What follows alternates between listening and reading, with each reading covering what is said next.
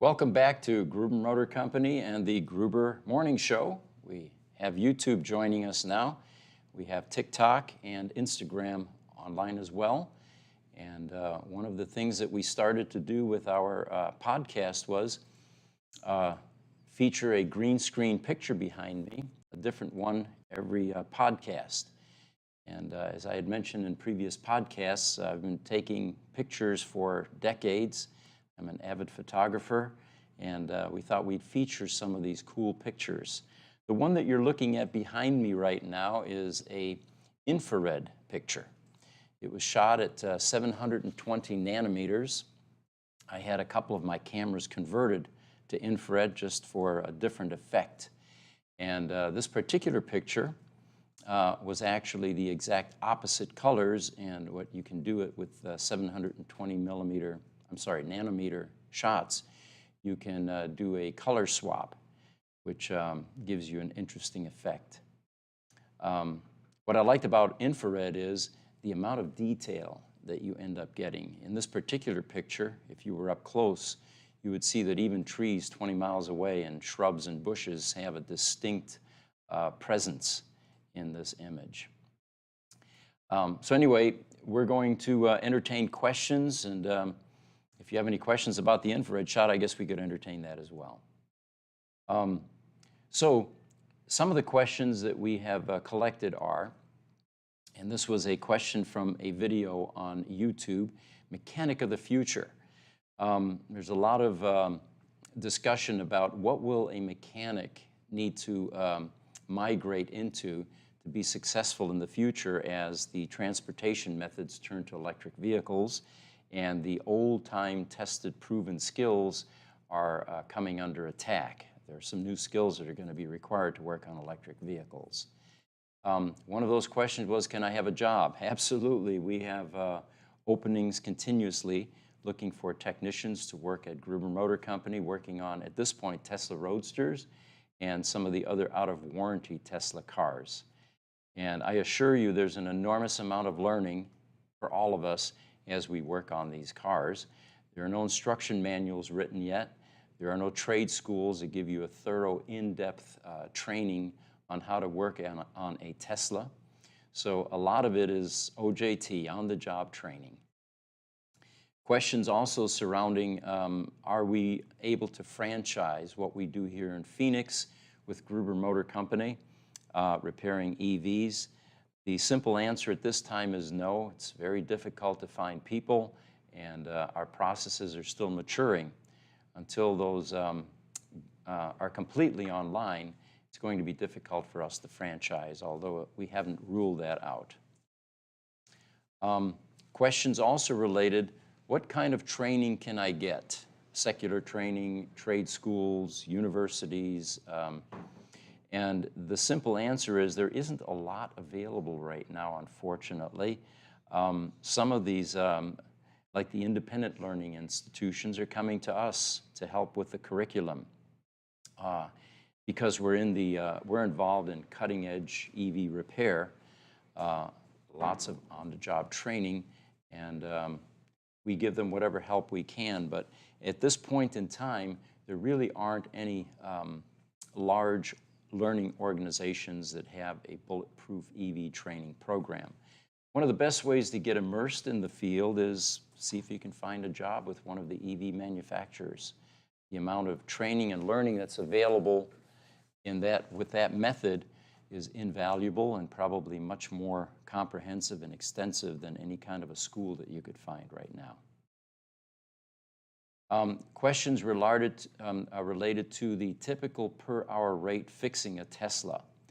I think Tesla is north of $200 per hour. I believe our EV technician rate is around $175 an hour, and then the mechanic rate is $75 per hour.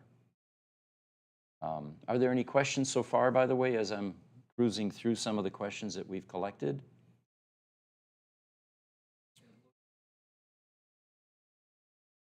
Okay. We've got, it looks like Alina's GR. Good morning from Montreal. And what platform is that on? YouTube, okay. Welcome, Alina's. We've got My Name Nesh from Austria. He's not really here for the Tesla content, so tell us what you'd like us to talk about. We'll see if we can deviate a bit.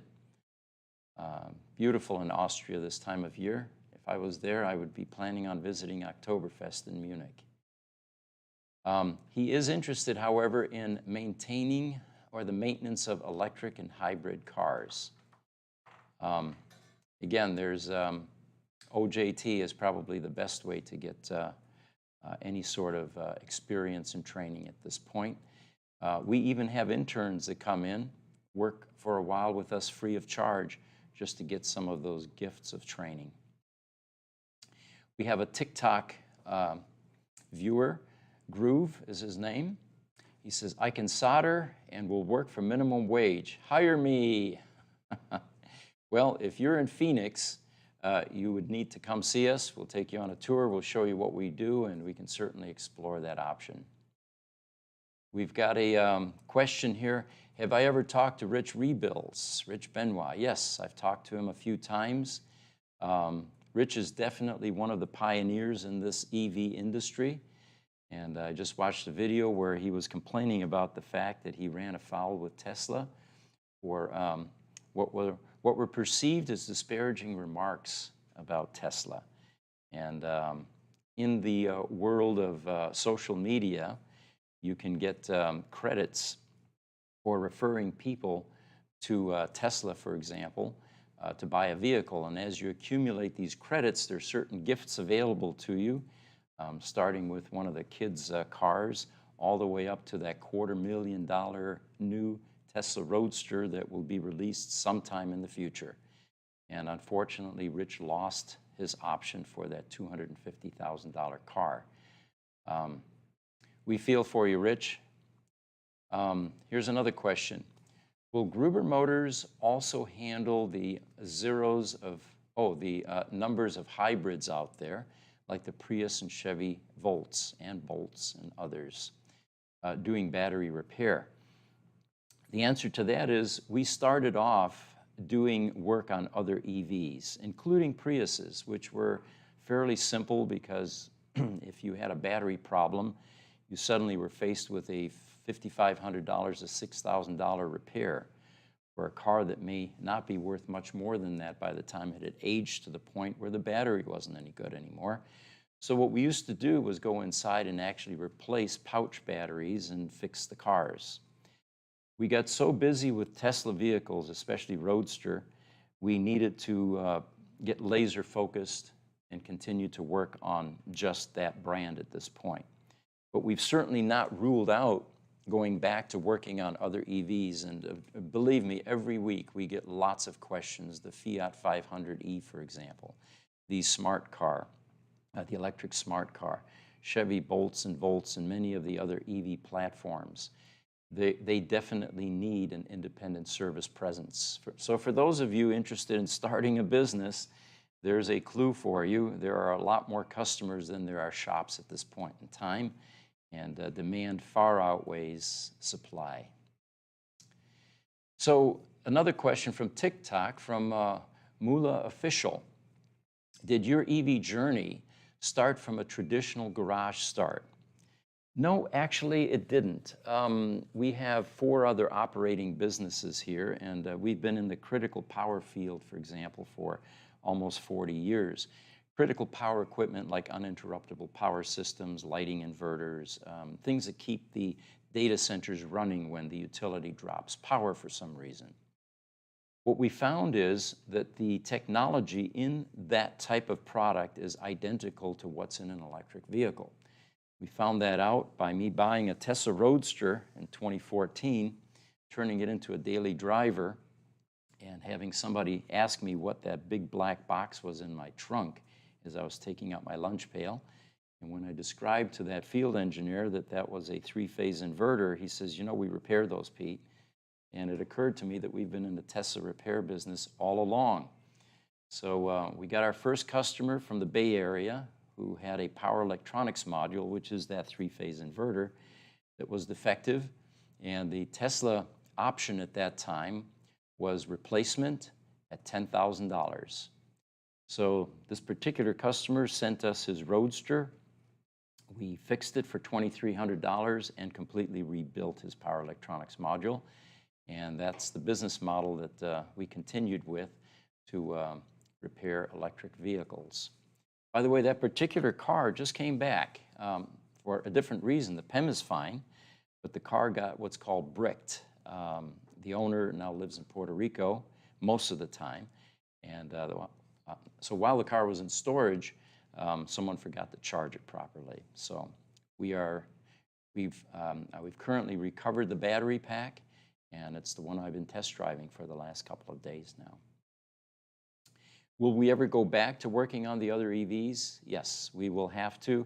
Eventually, the other EV manufacturers are going to seek out companies like us because there is no way their service delivery can grow at the same pace as their production goals. And they're going to need to outsource service, and where they're going to go to is not the traditional internal combustion engine mechanic shops. They're going to come to specialty shops like ours that are capable of repairing electric vehicles. TikTok question, what's the best EV bus manufacturers? You know, that's a good question for Richard. You investigated, I believe, Canoo. Did they make a bus, or was it another company? They do not make it. Okay. Lifestyle delivery vehicle, okay. Yeah. Looks like Looks like a Twinkie, that's a good one. You know, there was a bus, or actually a shuttle vehicle manufacturer here in Tempe, Arizona that unfortunately went bankrupt about 5 months ago or so. We ended up buying some of their inventory, but it is definitely a viable market. I think right now the EV manufacturers are focused on mainstream vehicles, passenger vehicles, things that will sell quickly and easily. Look how long we've been waiting for Tesla semi-truck. Although there's a huge need for that, it's quite a project to tackle something that large. One thing, Pete. Yes. I'm trying to think of which video it was. I can try and put that in the description for everybody of our YouTube video after this is done airing. But one of the videos where we were talking about charging, there were buses that are being tested currently, I think in Sweden and Tel Aviv and a couple other countries that are yes. electric buses, city buses that charge in the road. Right, correct. Well, there's something for you guys to Google. We did talk about That's what it was. CAN bus? Dan. Oh, Dan bus, okay. There you go. So, question coming in from YouTube, Henry Martinez. Hi, Henry. So the Roadster does not have the ability to self-recover battery balancing from a full discharge. Has that improved in newer generation Teslas? Oh, absolutely. Yes, the Tesla Roadster, if left uncharged, will actually reach a state of charge that gets dangerously low to the point where it can no longer accept the charge from the charge port door. And if not resolved within the next 3 months or so, it then goes into what's called a hard brick condition, where the lithium-ion cells in bricks inside the pack actually begin to degrade and self-destruct. Now you need a whole new battery. And they're in short supply. Tesla is making them still, but very low production at this point, and there's a long waiting list to get one of those batteries. The newer model Tesla, starting with the Model S, completely different design, much more stable regarding battery management, and you cannot kill or brick a Model S or any of the later Tesla platform cars. They have contactors inside that open up, that disable or disconnect the battery. Unlike the Roadster, which continues to get what's called vampire drain, the pumps continue to try to run, and it eventually just bleeds that battery dry.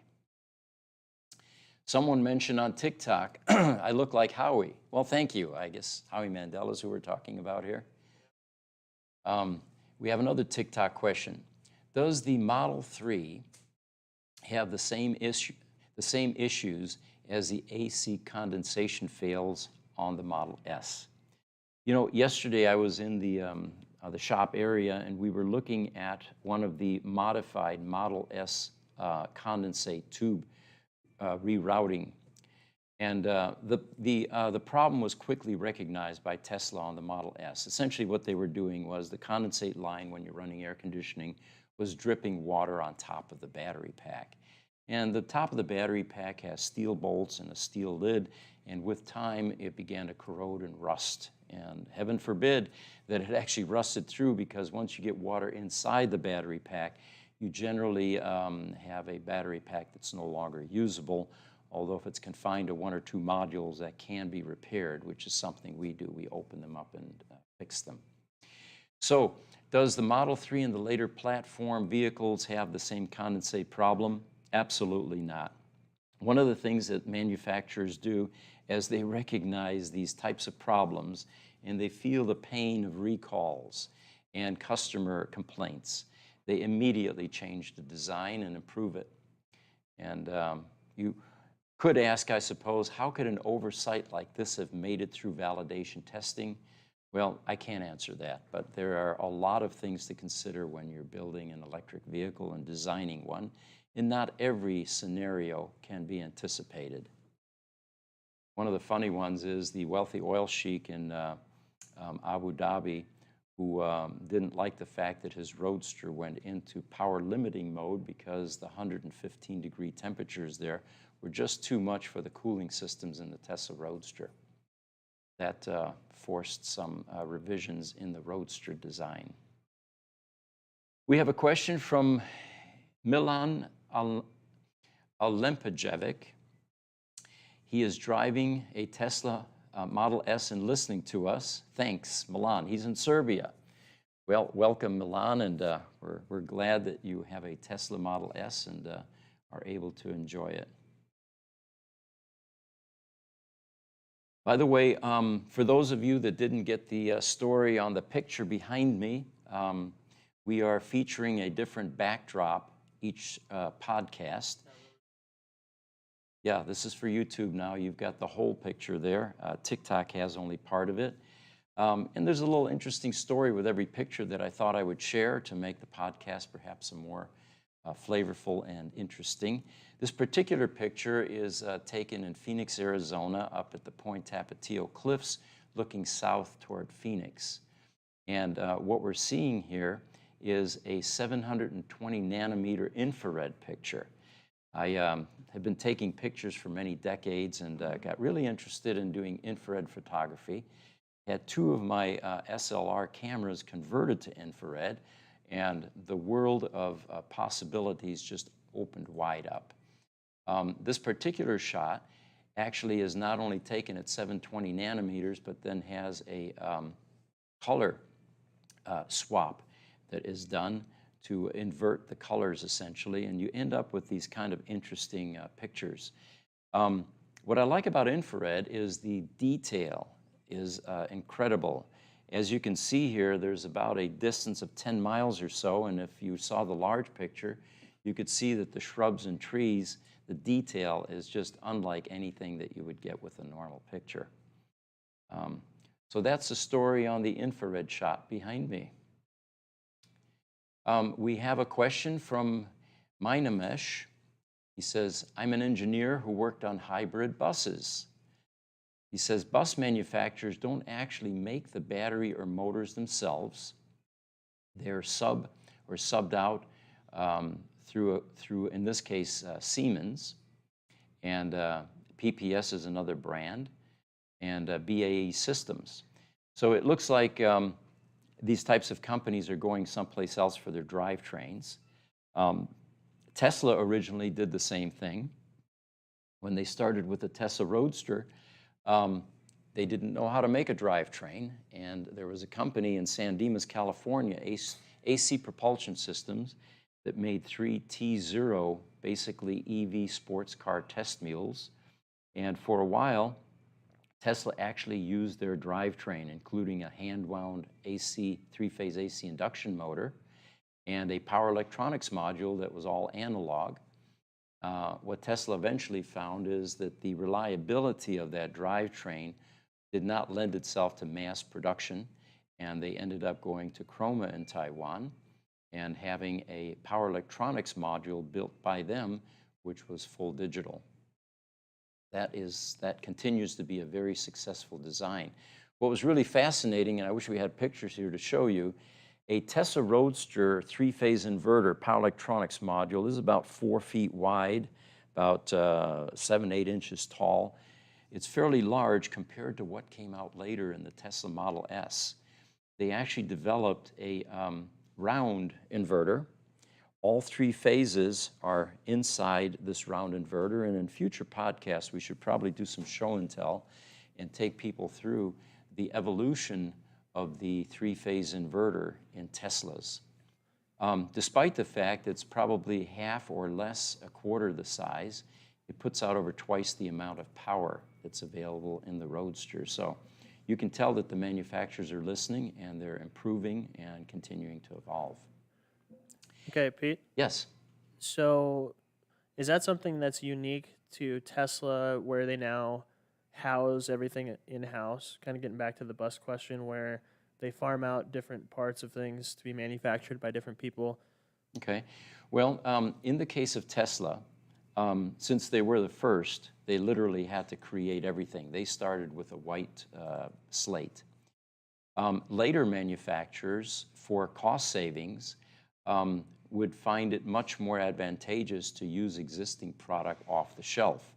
And if there are drivetrain manufacturers that have a mature design drivetrain, that's definitely a far more cost-effective way to handle the creation or the manufacturing of electric vehicles.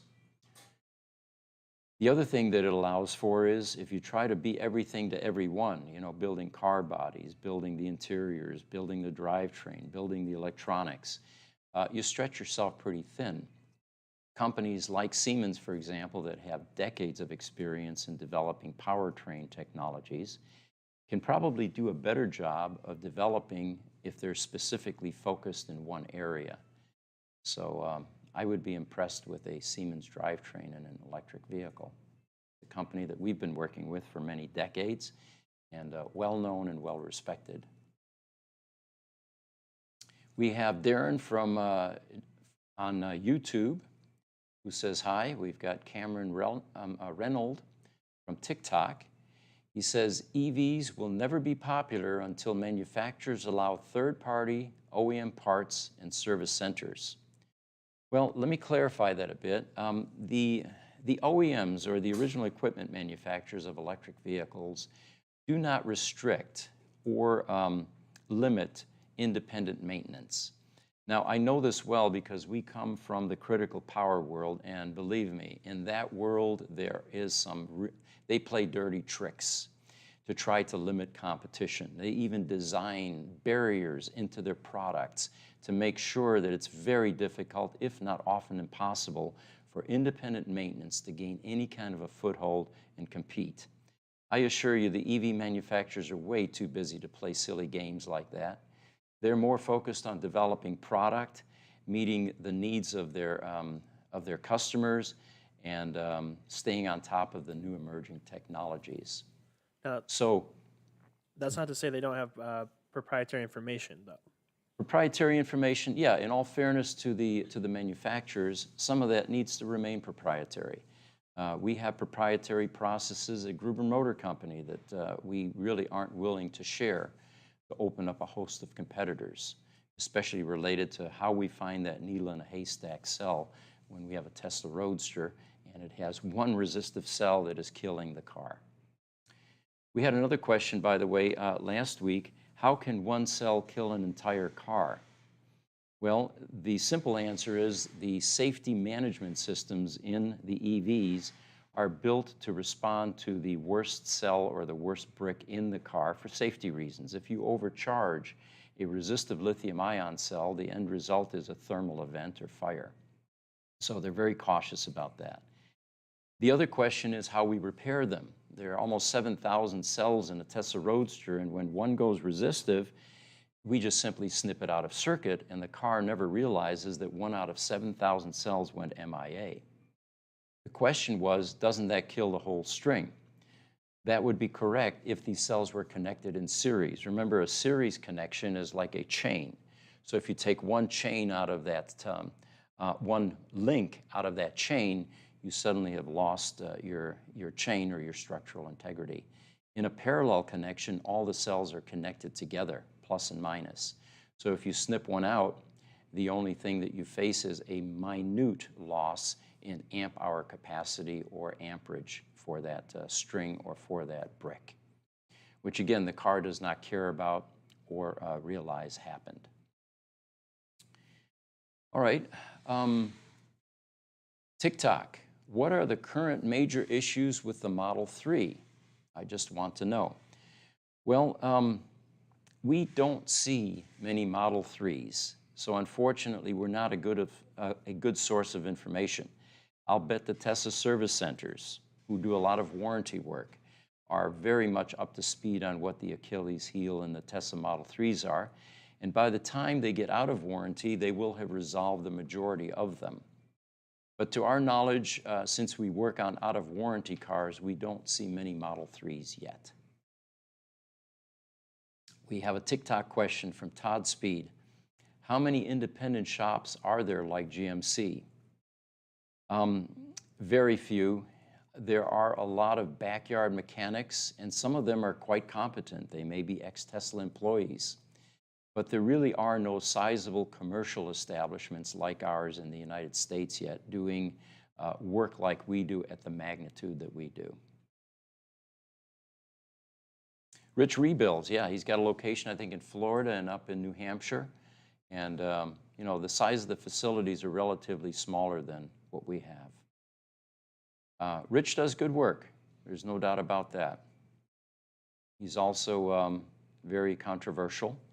And as we talked about earlier, there's a video that he just put out where there's a picture of him and Elon, and the title says, I suggest you watch this, this is what Elon did to me for telling the truth.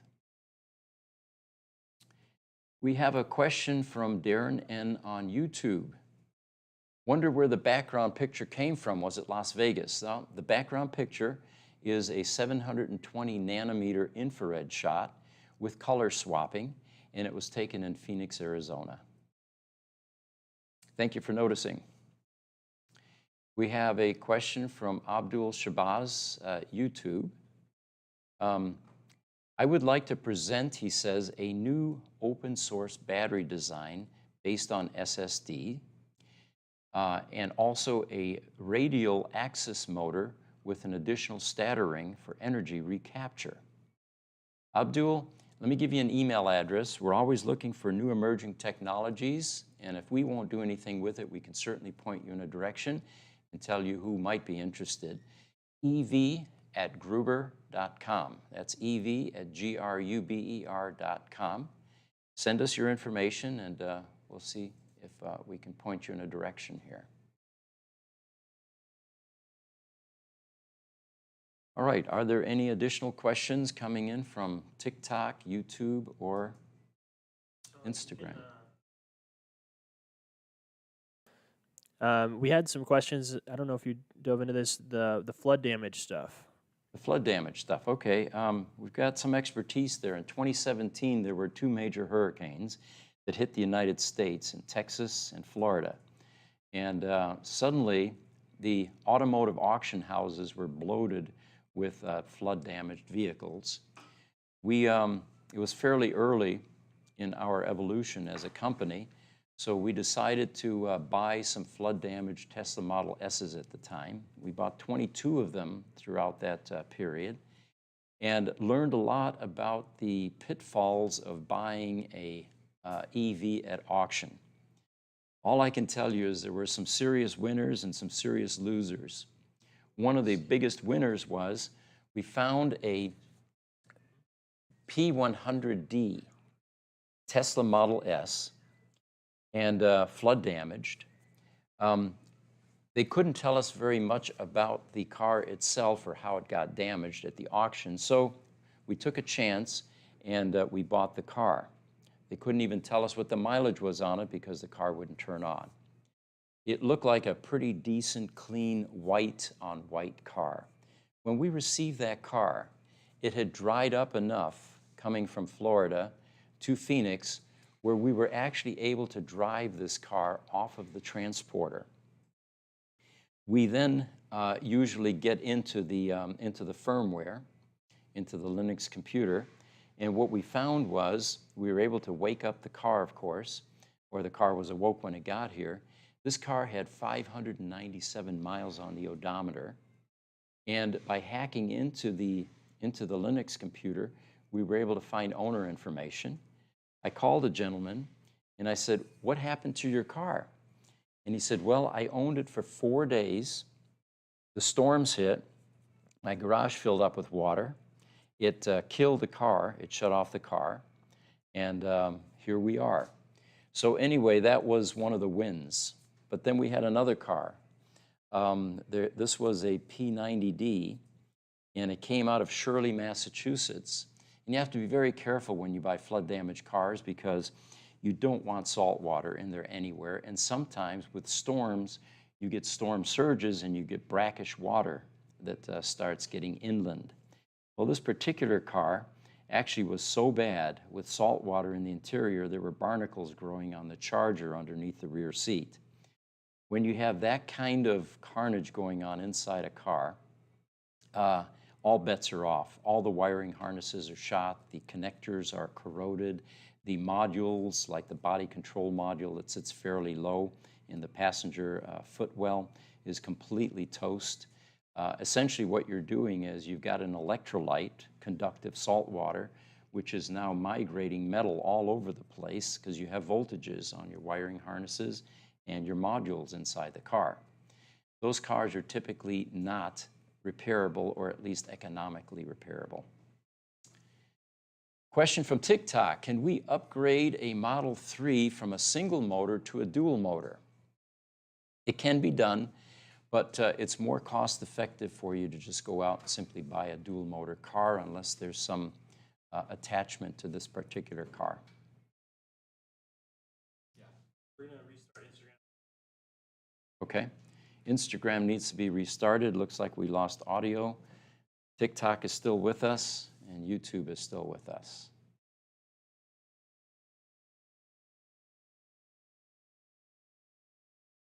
We've got a good question here from YouTube we'll entertain as soon as TikTok comes back online. Instagram, correct. Coming up. By the way, we really appreciate you guys joining us for these podcasts. We do our best to answer questions and keep you entertained. So, question from YouTube from HM. What is my opinion on Linux running as the underlying operating system in a Tesla? Has it hindered or helped or neither? You know, my personal opinion is open source software like Linux is better than sliced bread. It invites a lot of development, encourages, it takes away a lot of the negative incentives that are centered around self-serving interests with pay-per-view software. So I'm a fan of Linux, and I think that the Linux combination with Tesla is one of the reasons that they are as successful as they are.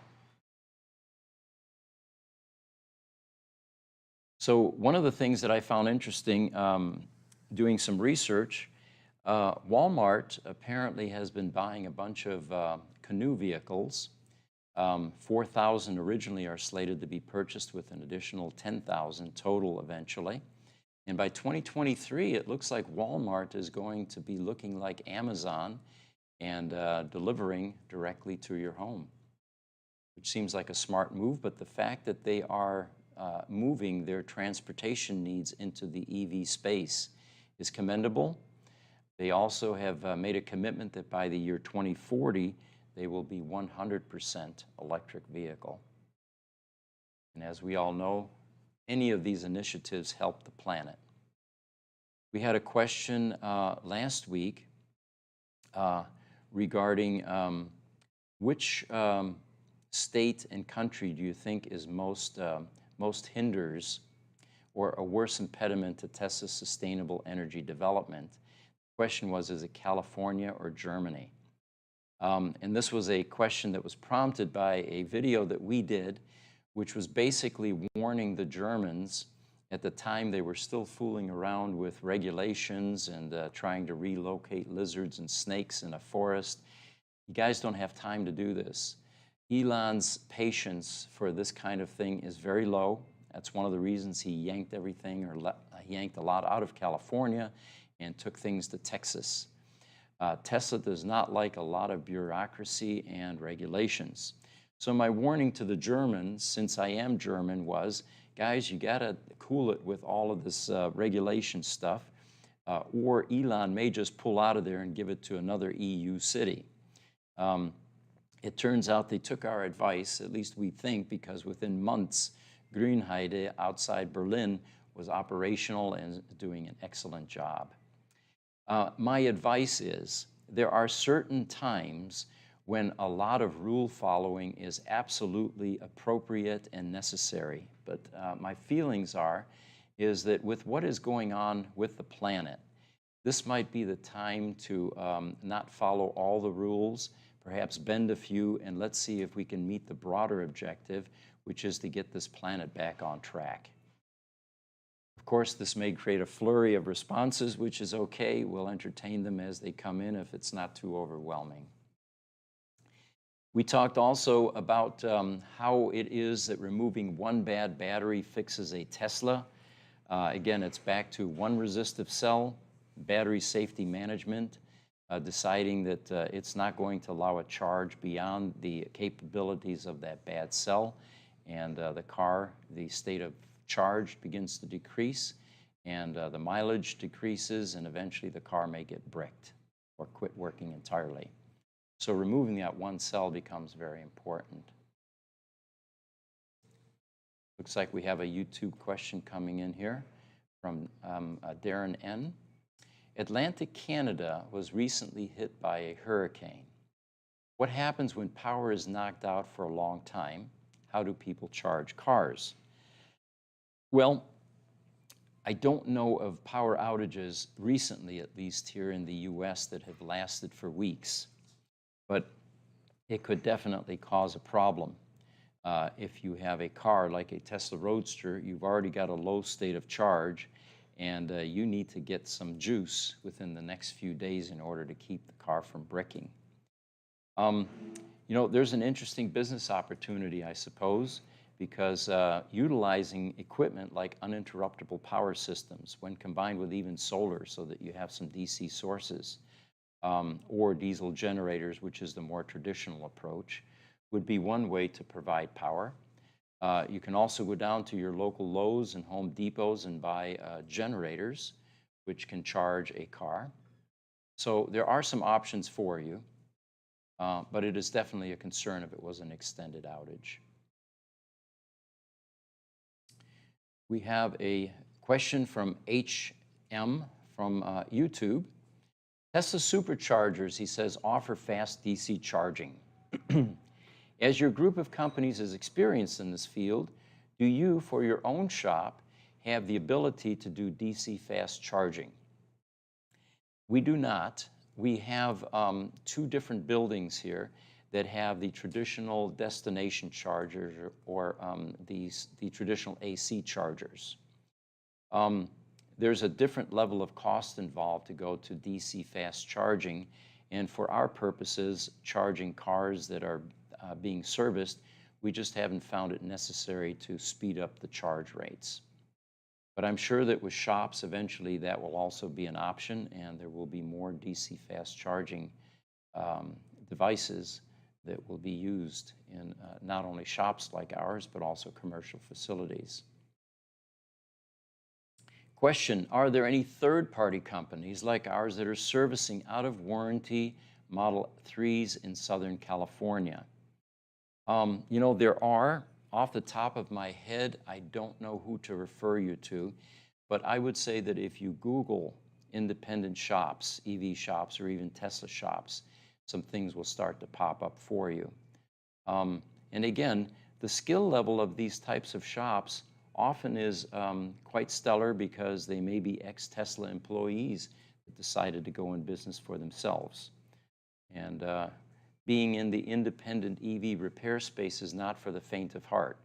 There is a lot of OJT that's required, a lot of missing tools that you have to create. And anyway, it's not an easy thing to do. We have a YouTube question from Green Wasp. In my opinion, is an electric truck a viable option in the construction trade? I understand this is a loaded question. It may work if the truck is empty but pulling a trailer. We have a client in town here, actually one of our ex-employees that has a Rivian pickup truck who pulls an Airstream trailer. We have another customer that pulls a camper with a Model X. Undoubtedly, it reduces the range somewhat if you're pulling that kind of a load. But is a pickup truck in the construction trade viable? The difficulty, I think, is more related to vehicles that are required to go long distances and simply do not have the luxury of sitting at a charging station for 20 minutes or a half an hour. That's where internal combustion engine vehicles still rule, is that you can basically go to a gas station, get another full tank, and be in and out of there in 3 to 5 minutes. But as far as being able to handle any kind of pulling of trailers, that's already been proven that it is quite viable, and the decline in range is not substantial enough to make it a game changer. I have a YouTube question from Chris Barker. Are there business opportunities for mobile charging stations for roadside? I would say that that's kind of a tough thing to monetize on a private level because of so much free destination charging that's available at malls, hotels, even restaurants. And then, of course, you have your pay-for-view stations, you know, the Blink stations that actually monetize by charging. It is a viable business opportunity, but I think you have to have some deep pockets to launch something and get it built up. We have a YouTube question from Daniel Burdett. Does Gruber Motors sell or know someone that does the adapter needed to charge Roadsters at public charging stations? Well, you're in luck. We sell it. We have 2 different versions. It is an adapter made by one of the Tesla pioneers, independent, Henry Sharp, who makes what's called a Can Junior and Can Senior. And I think he called it Can because it's the shape of a soup can or a Coke can. And what this device does is it has the ability to accept either a J1772 connector or a Tesla Trident connector, and then adapt that to the proprietary Tesla Roadster charge plug. If you're interested, they're on our website, grubermotors.com. Go to the shop section, and you'll see on page 3 of the Roadster items the Can Junior and Can Senior adapters. Okay?